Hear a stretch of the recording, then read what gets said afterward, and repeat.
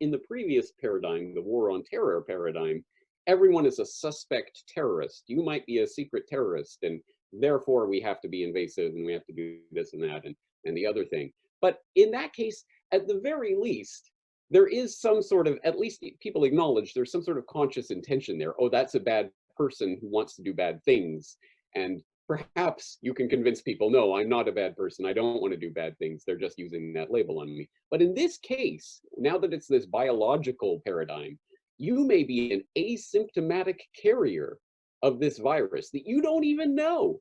There's nothing whatsoever going on in your head. It's just that you physically exist in the world, and they say that you are an asymptomatic carrier of this virus, and maybe they do some sort of swab test or something, but there are false positives involved in these tests. So yeah, you got the virus. Really? I don't feel any different, but you've got the virus. So now you have to be locked up. Oh, okay, I better do that because I don't want to kill a 91-year-old, which is, you know, the vast majority of people dying here are over the age of 60. I mean, there is something really deeply disturbing about the way that this entire war on terror framework that's been laid out for the terrorists is now going to apply to asymptomatic carriers of a virus that you don't know. They just do some swab test and tell you you've got a virus, and they thereby can take away any semblance of rights or due process of law or any of that. It's absolutely crazy. This is Dan Dix here reporting for Press for Truth, and I think it's safe to say at this stage in the game that we are now living in very unprecedented times. The powers that ought not to be are completely crashing the global economy right now, and this is happening in ways that many of us could never even have imagined. Right now, there are entire countries on lockdown, martial law is being initiated in various places around the world, strict quarantine orders are being carried out. So the question now is not whether or not the government is overreacting or using this pandemic to clamp down on the civil liberties of its population. We know that that is now the case. The question now is, can we come back from this? And joining me on the line right now to help us understand this very important and difficult question is our good friend, James Corbett of the CorbettReport.com. CorbettReport.com is the website. James, thank you so much for joining us here to talk about this today. I want to get your views on that very big and serious question. Can we come back from what we're currently seeing today? But before we get into that, maybe you could touch on a little bit on your views of this global reaction to this global problem. Do you see this as something that's playing out as something that looks like it's being planned ahead? Pre-planned before the problem itself? What are your thoughts on that and your reaction to this global reaction to the pandemic? Well, so for people who haven't seen my recent coverage on this, I would suggest they go to CorbettReport.com/MML2020. That's my Medical Martial Law 2020 episode, where I show that, yes, there has been not just a plan, but multiple plans laid out for exactly this type of scenario, not only over the past decade, but the decade before that even. For 2 decades now, all of the quarantine laws and forced vaccinations have been quietly laid behind the scenes, and now we're starting to see them really, the rubber's meeting the road in a, as you say, a spectacular way. So yes, there have been plans laid for exactly this type of scenario, and the usual suspects have been behind that. And of course, by this point, I'm assuming everyone knows about, say, the Bill and Melinda Gates Foundation and the 5-year-long, at least, pandemic PR campaign that essentially Bill Gates has been on, pimping this idea of this global pandemic that's going to strike, and he's more scared of this than anything else, and we need this and we need that. And he's been writing editorials in the New England Journal of Medicine and giving TED Talks and doing Vox interviews and using his billions of dollars to fund various vaccine programs, and of course to help sponsor the Event 201 in October of 2019, where they gave out their little plushies of coronavirus to all of the attendees to commemorate their live simulation of a coronavirus global pandemic.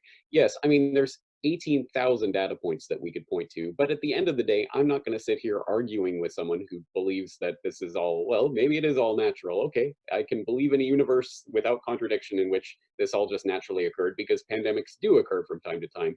The point is, they were very well prepared for this. And it should not be surprising, as I say, to anyone who has been paying attention for the past couple of decades, that the globalists and the people in positions of power would use this type of crisis to forward their agenda in every single respect, all at the same time, clawing all sorts of powers for themselves, as well as tanking the global economy. But don't worry, the Federal Reserve and the US Treasury is here to inject trillions of dollars of liquidity. And oh, by the way, they might use this to create digital wallets, to create a centralized digital currency that people are going to have to use to accept this stimulus money. And just craziness after craziness. That shouldn't be surprising.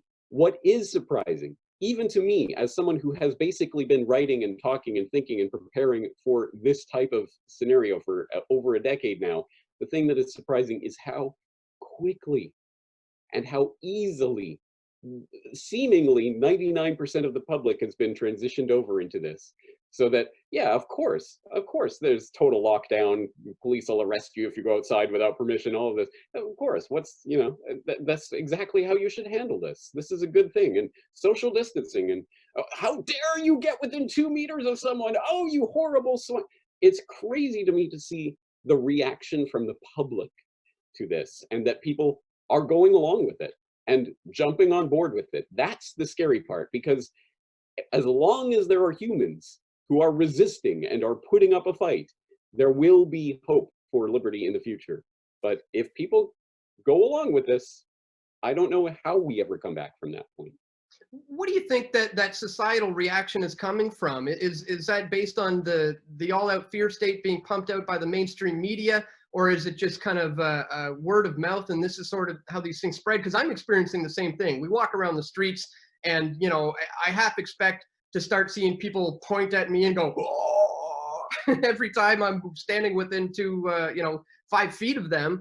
Just the other day, we tried to pay for something in cash, and they looked at us like we had the plague. And people all over the place are starting to do this. We went into a computer repair shop the other day, and I asked when the guy's going to be back, and the kid says to me, "Sir, everyone's self-isolating these days right now," with his eyes closed like that. It was absolutely ridiculous, and makes me wonder, how did this happen so quickly, as you said? And so, what's your views on that? Have they been prepped over time? Was it the movies, Contagion and Outbreak and 12 Monkeys?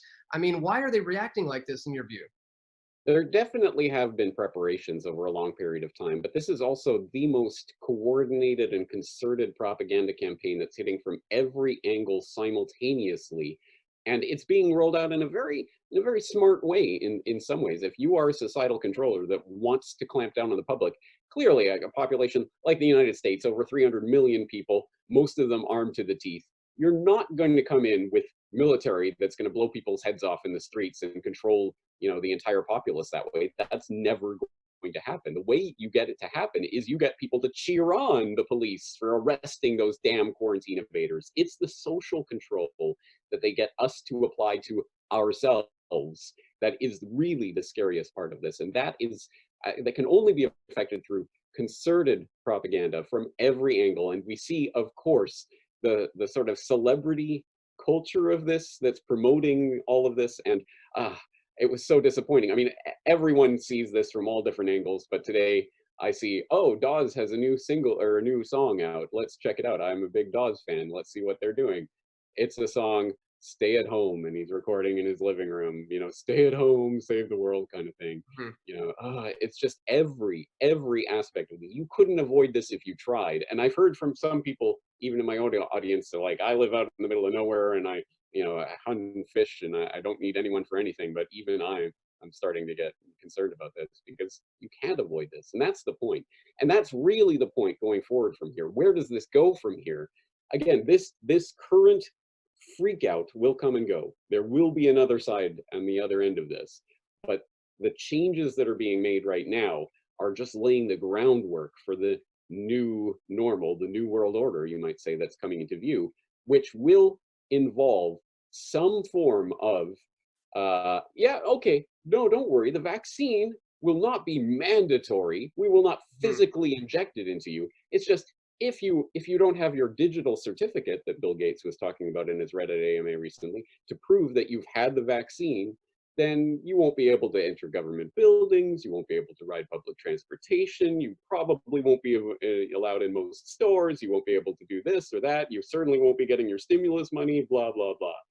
this is how the control will be manifested going out from here. And that's the most insidious part of this, because again, most people will be 100% on board with what's going on. Well, let's get back to the fundamental question of whether or not we can come back from this. Do you think at this stage in the game, we are now in this post-coronavirus world where everything is essentially different now, and we won't really be having the same kind of freedoms that we did before, much like a 9/11 event where they were able to use that to slowly strip away people's rights, invoking it here and there to take away your rights at the airport or what have you. Do you see this as playing out as something similar to that? Yeah, I don't want to say similar. I don't want to say in parallel. I guess it's an extension of that. The way that I see this is that it is essentially the same paradigm, but extended further. Because in the previous paradigm, the war on terror paradigm, everyone is a suspect terrorist. You might be a secret terrorist, and therefore we have to be invasive and we have to do this and that and the other thing. But in that case, at the very least, there is some sort of, at least people acknowledge there's some sort of conscious intention there. Oh, that's a bad person who wants to do bad things. And perhaps you can convince people, no, I'm not a bad person. I don't want to do bad things. They're just using that label on me. But in this case, now that it's this biological paradigm, you may be an asymptomatic carrier of this virus that you don't even know. There's nothing whatsoever going on in your head. It's just that you physically exist in the world, and they say that you are an asymptomatic carrier of this virus, and maybe they do some sort of swab test or something, but there are false positives involved in these tests. So yeah, you got the virus. Really? I don't feel any different, but you've got the virus. So now you have to be locked up. Oh, okay, I better do that because I don't want to kill a 91-year-old, which is, you know, the vast majority of people dying here are over the age of 60. I mean, there is something really deeply disturbing about the way that this entire war on terror framework that's been laid out for the terrorists is now going to apply to asymptomatic carriers of a virus that you don't know. They just do some swab test and tell you you've got a virus, and they thereby can take away any semblance of rights or due process of law or any of that. It's absolutely crazy. But again, the most deeply disturbing aspect of all of this, I fully expect that is exactly what any authoritarian power structure in the world would do tomorrow if they could get away with it. But how do you get away with it? How do you convince the citizenry to go along with this? Exactly what we're seeing right now. People are goose stepping into this willingly. Yeah, I mean, with the announcement of this digital dollar coming soon, and then them having to kind of take a few steps back and say, okay, we're maybe not going to necessarily do that. Something similar in Canada happened. They said they're going to introduce a new stimulus package, but then people noticed there's some sweeping powers there to print money forever and taxation to death. And they said, no, we don't want that. So they pulled back and said, okay, maybe we won't just be doing that. But they still talked about it. It's now in the minds of the masses. So that doesn't necessarily mean it's not going to be coming forward. Do you see some of that happening as well, where they kind of precondition society for some of the things that they're going to dislike and they're about to do by kind of saying, well, we might do this. Oh, you don't like that? Don't worry, we won't do it. But then later down the road, they end up doing it because they say, look, what's going on? We have to do it for your protection, right? Yeah, of course. And the obvious parallel here is the trying to claw away at internet online, the online censorship bills of various sorts that have been forwarded over the years, the SOPA and PIPA and FOSTA and SISTA and ACTA and whatever else whatever four-letter word they're coming up with today. And they keep doing it and keep doing it. Now it's the Earn It Act and all of this stuff, trying to take away encryption, trying to take away any semblance of freedom online. And they just keep coming back over and over and over and over and over and over, and it never stops, year after year after year after year, until they can get something forwarded. Because yeah, you might defeat the first time it comes up, but you probably won't defeat the 37th time it comes up. And that's the point. And yes, exactly, all of these crazy things being forwarded in this time of emergency and panic, exactly as in October 2001, during the height of post 9/11 scare and the anthrax scare, passing the Patriot Act. And people years later going, you know, maybe that wasn't such a good idea. Maybe we shouldn't pass emergency legislation like that that will completely upend our way of life and our country and everything on the basis of a panic that we're in the midst of. But then the next time there's a big panic that we're in the midst of, emergency legislation, everybody, let's get this done. We want martial law. And now you see the resistance. Come on, order a federal shutdown, Trump. Come on, we want you to take more power. It's just, you couldn't write stuff this crazy, but it's happening right now. And so, yes, whatever is being forwarded right now, yeah, some of it'll get through, some of it won't. And the stuff that gets through, of course, will never be taken away because those rights, once given to the government, they will never give them up. They will never take that back. And then whatever doesn't quite make it through this time, do you think this is going to be the last pandemic panic? You think once this particular round of panic goes away, we'll never hear about this again? Or do you think it will be every single year for probably the rest of your life? They will have updates about, oh, there may be a novel virus cropping up here. Oh, they had to shut down this city. Oh, there's coming back. This is the new paradigm, and we are going to be living with the repercussions of what's happening right now for decades, and they will never stop trying to take these emergency powers that they're floating the ideas right now. But this is just round one, and we're in a boxing match, and usually you don't get knocked out in round one, but good luck trying to stay around for round 10. Well, what do you think the next couple of rounds might look like? Because it seems to me that the people's fears of this virus are going to subside, and they're eventually going to turn into anger and a great deal of frustration for the way that this is being dealt with. And once they start not having their paychecks show up from being canned from their work for the past few weeks, they're going to start really feeling the effects. And this could cause more panic buying, more runs on guns, and maybe even a run on the bank. So, I mean, do you see this getting worse before it's going to be getting better in the coming weeks and months?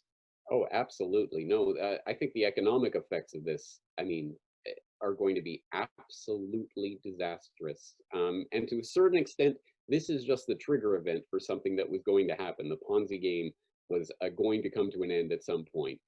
This is apparently the way they're pulling the trigger on it, and there is no going back from this.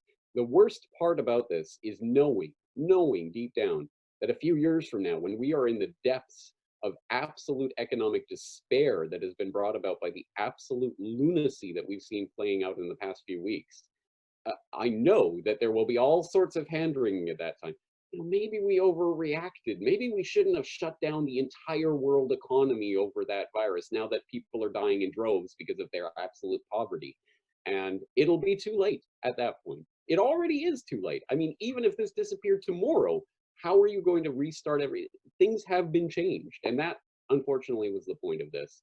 And people are going to look to the same places for their solutions. Come on, government, come on, deliver something from on high. Some sort of digital currency that comes magically into our account every month. All I have to do is take this shot. Awesome, yay. Mission accomplished. Yeah. Well, James, you've been warning people about this for over a decade and a half, and perhaps now people are listening, and I hope they are. So if that indeed is the case, what sort of advice might you have for people moving forward, especially if we are in just phase one of a multi-phase attack here, let's call it, if we are about to see the next wave of this, clampdown, the next attempt at gaining another step towards the one world government, the total control grid, the cashless society, what do people need to know today before things get too crazy when they're paying attention now because, things are getting crazy? What sort of advice do you have for people now who are just now starting to pay attention? Well, absolutely everything that I have said about solutions and the way forward has been magnified by 1,000 with light of this emergency situation, which has always been the case. I've always been talking about the way out, the solutions that we have on the table. And yeah, it may be small today, but you start small and you build it up, because by the time the crisis happens, it will be too late. Well, now we're in the middle of the crisis and people are maybe more receptive to these ideas, which is unfortunate because the time to start was the day before yesterday, as in several years ago, let alone today. But I would highly suggest people go to corbettreport.com and just type the word solutions in the search bar and look through the dozens and dozens and dozens of articles and videos and interviews that I've done over the years on various aspects of the solution, which I think you can put under the broad category of decentralization. Because what is happening right now is an absolute centralization of power and control in the hands of the government. They want control over every aspect of your life, including your ability to leave your own home.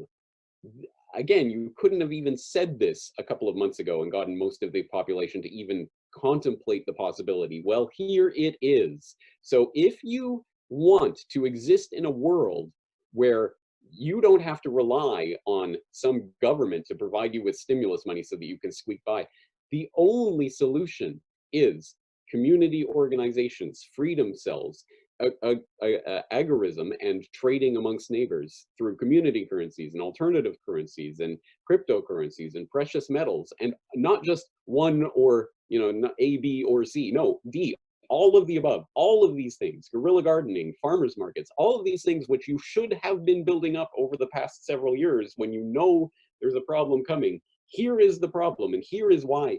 The only thing that can get us through this, other than some magical handout from the unicorn government that's going to have a few strings attached, is to have community structures in place, to have a community of some sort. And community can be virtual, and I think there is a good aspects to having an online community that can support you, but also, of course, physical, geographical community that you can actually physically interact with and transact with, which will be the only way, again, in the future, assuming we head towards this digital central bank currency. Again, might not happen this week, but it's coming, and they're prepping you for it. When that happens, and you have to have your I took the vaccine bracelet or whatever it is in order to transact with people. Well, the only other way to get around it will be in these community organizations and currencies that you have fostered that are decentralized. And that's it. That is the solution. And most people don't want to hear it because they would much prefer, oh, someone's going to automatically give me money in my account every month. Hey, great, problem solved. But that's basically forsaking your humanity, because the further we go down that road, the more we are nothing but tax cattle to the controllers. Absolutely. That's some fantastic advice. I couldn't agree more that we are the solution to this current problem, because I see this very much so in, let's say, like you can show it like a pyramid where the top tier of control does come from the top, but it's we the people who make up the base of this entire system of control. And it's when we realize that, and when enough of us down there who make up that base step outside of that system, say, you know what, thank you very much, we don't want anything to do with you anymore, we'll just take care of ourselves. Well, what starts to happen is the entire system starts to come crumbling down. And so that indeed is my endgame agenda here. So I want to once again thank you for helping us break this down and understand the implications of this. Where can people go to learn more from you right now? And give us out that link again with the solutions. Was it corbettreport.com/solutions? Go to corbettreport.com, type solutions in the search bar. That's probably the easiest way to do it. I also have a word cloud on the side where you can select the cloud words. Or if you want to see my latest work, medical martial law, for example, I'm about to do one on the economic situation and what's about to play out. So just go to corbettreport.com, and please go to corbettreport.com. I'm on YouTube and Float and Minds and other places, but corbettreport.com is the last line of fight against censorship. Once that gets censored, well, that'll be a different ballgame altogether. But I'm assuming that our ability to spread information like this on controlled platforms like YouTube and what have you are numbered, as I know you know, and as I know a lot of your audience knows. So get in the habit of physically at least bookmarking some of the sites of the people that you visit, because who knows, I know one of the agenda items that's coming along here is cracking down on misinformation and disinformation about the coronavirus online, because that's the infodemic that we have to be fighting.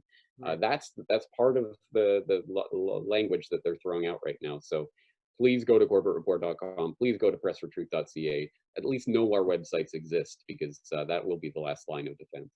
Yeah, for sure. Well said. I know they're going to be flipping the switch on YouTube very, very soon, and dealing with what they call misinformation, but it's really just weeding out the dissenters and those who go against the status quo. So that's definitely coming. So as James suggested, guys, go to corbettreport.com. Make sure you subscribe to his newsletter there, contribute to his efforts there. And you can do the same for us here at pressfortruth.ca as well. It's greatly appreciated. So once again, James, thank you so much for taking the time to speak with us today, man. Thank you. We all want truth.